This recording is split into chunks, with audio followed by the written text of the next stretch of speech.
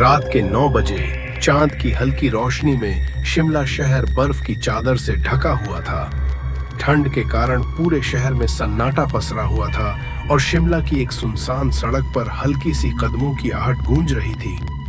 लगभग 19 साल की एक घबराई हुई लड़की सुहानी अकेली चल रही थी। उसके चेहरे पर डर और घबराहट थी। अचानक उसने खुद से कहा, ये जगह इतनी सुनसान क्यों है? शायद वो ऑटो वाला सही कह रहा था। मुझे इतनी रात को यहाँ नहीं आना चाहिए था।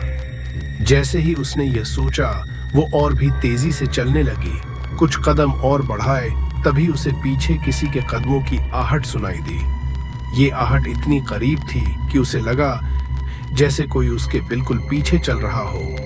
डर के मारे उसने पलट कर देखा, लेकिन वहां कोई नहीं था। चौंकते हुए वो बोली, यहाँ तो कोई भी नहीं है। फिर ये कदमों की आहट कहाँ से आ रही थी? वो और भी घबराई हुई थी, लेकिन फिर भी आगे बढ़ने की कोशिश करने लगी। कुछ ही देर बाद उसे फिर वही कदमों की आहट सुनाई दी। अब उसके अंदर का डर और बढ़ने लगा और इस बार उसने पीछे मुड़कर देखने की हिम्मत भी नहीं की। लेकिन ये कदमों की आहट अब तेज हो गई थी, जैसे कोई उसके पास आ रहा हो। घबराई हुई वो बुदबुदाई, ये क्या हो रहा है? बार बार ऐसा क्यों लगता है जैसे कोई मेरा पीछा कर रहा है? घबराहट के बावजूद उसने तिरछी नजरों से पीछे देखा, लेकिन फिर भी कोई नहीं था। फिर अचानक उसकी नजर सड़क पर पड़ने वाली अपनी परछाई के पास किसी और की परछाई पर गई। ये परछाई ठीक उसकी परछाई के साथ साथ चल रही थी और उस परछाई के बाल खुले हुए थे और उसने सफेद साड़ी पहन रखी थी। सुहानी का दिल जोर से धड़कने लगा। उसे यह दृश्य बिल्कुल हॉरर फिल्म जैसा महसूस हुआ। तभी उसके कानों में एक औरत की फुसफुसाती हुई आवाज आई, क्या किसी ने तुम्हें बताया नहीं कि रात को इस रास्ते से नहीं आना चाहिए? यह सुनते ही सुहानी डर से कांप उठी और तुरंत तेजी से चलने लगी। लेकिन परछाई अब भी उसके साथ चल रही थी, जैसे उसकी हर गति का अनुसरण कर रही हो। तभी सुहानी को महसूस हुआ कि किसी का हाथ उसके कंधे की तरफ बढ़ रहा है। जैसे ही वह हाथ उसे छूने वाला था, अचानक किसी ने उसका दायां हाथ पकड़ लिया। सुहानी ने झटके से दायां मुड़कर देखा तो एक लड़के को पाया, जिसने उसे कसकर पकड़ रखा था। लड़के ने हुडी पहन रखी थी, जिससे उसका चेहरा नजर नहीं आ रहा था। लड़का शांत और गंभीर आवाज में बोला, डरो मत, बस मेरे साथ चलती रहो। लड़के की आवाज में इतनी शांति थी कि सुहानी को थोड़ा साहस मिला और बिना कुछ कहे वह उस लड़के के साथ चलने लगी। अब उसे किसी भी परछाई का एहसास नहीं हो रहा था। जैसे जैसे वह दोनों आगे बढ़े, सुहानी ने देखा कि वह लड़का सिर्फ सामने देख रहा था और सुहानी अब भी उसकी पहचान नहीं कर पाई थी। कुछ देर बाद वे एक हॉस्टल के पास पहुंचे।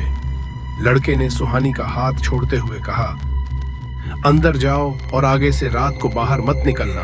फिर वह लड़का मुड़ा और अंधेरे में खो गया। सुहानी को अब भी यह समझ में नहीं आ रहा था कि वह लड़का कौन था। वह हॉस्टल के गेट पर खड़ी थी कि तभी एक औरत की आवाज सुनाई दी, क्या तुम यहाँ क्या कर रही हो? सुहानी ने घबराते हुए मुड़कर देखा और सामने एक सख्त दिखने वाली औरत को पाया, जो गुस्से में उसे घूर रही थी। वह औरत वार्डन थी और उसने सुहानी से सवाल किया, तुम इस वक्त अकेले आई हो? सुहानी ने बताया, जी नहीं, मेरे साथ वह लड़का था। जब उसने दाएं तरफ देखा तो लड़का कहीं नजर नहीं आया। वह चौंकी और बोली, वो लड़का कहाँ गया? वार्डन ने सुहानी से पूछा, कौन सा लड़का? यहाँ तो कोई भी नहीं है। सुहानी को समझ नहीं आ रहा था कि वह लड़का कहाँ चला गया था। वह सोच रही थी कि क्या वह सब कुछ सपना था, लेकिन फिर वार्डन की सख्त आवाज ने उसे चुप करा दिया। जब सुहानी अपने कमरे में पहुंची तो उसकी नजर फिर से अपने कमरे की दीवार पर पड़ी और अचानक वॉशरूम का दरवाजा खुला। एक लड़की कमरे में आई, जो दिखने में बिल्कुल टॉमबॉय थी।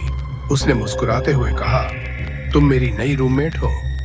सुहानी ने हाँ में सिर हिलाया। लड़की ने हाथ बढ़ाते हुए कहा, हेलो, मैं निशा हूँ। कुछ ही देर में निशा ने सुहानी से पूछा, तुम इतनी रात को यहाँ आई हो? किस रास्ते से आई हो? सुहानी ने कहा, पुराने रास्ते से।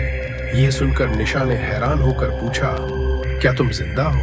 क्या तुम नहीं जानती वह रास्ता बहुत खतरनाक है, वहां बहुत हादसे होते हैं। निशा ने बताया कि वहाँ एक कुआं है जिसे विशिंग वेल कहा जाता है और लोग मानते हैं कि वह जगह हॉन्टेड है। निशा ने बताया कि वहाँ अक्सर लाशें मिलती हैं और पुलिस भी रात को उस रास्ते से जाने से डरती है। सुहानी ने पूछा, क्या तुम्हें भी डर लगता है? निशा ने हंसते हुए कहा, मुझे तो हमारी वार्डन की शक्ल से डर लगता है, बाकी कुछ नहीं। सुहानी हंसी और दोनों ने काफी देर तक बातें की। लेकिन रात को सुहानी को एक अजीब सपना आया। उसने देखा कि वह औरत और वो बड़ा साया वही जंगल में है। वह डरते हुए उठ बैठी और खुद से कहा, क्या यह सपना था या सच? अगली सुबह रिसेप्शन के पास एक लड़की ने कहा, पता है कल रात पुरानी रोड पर एक और मर्डर हुआ है, वहां एक और लाश मिली है। सुहानी के कदम रुक गए, उसका दिल धड़कने लगा। क्या वह वही औरत थी? उसने मन ही मन सोचा, क्या वह औरत सच में वही थी जिसे सुहानी ने सपने में देखा था? और वह लड़का कौन था जिसने उसे बचाया था? क्या वह विशिंग वेल सच में हॉन्टेड था? यह सवाल सुहानी के दिमाग में घूमते रहे और इस रहस्य का जवाब सिर्फ वही जानता था जो उस अंधेरे जंगल में खो चुका था।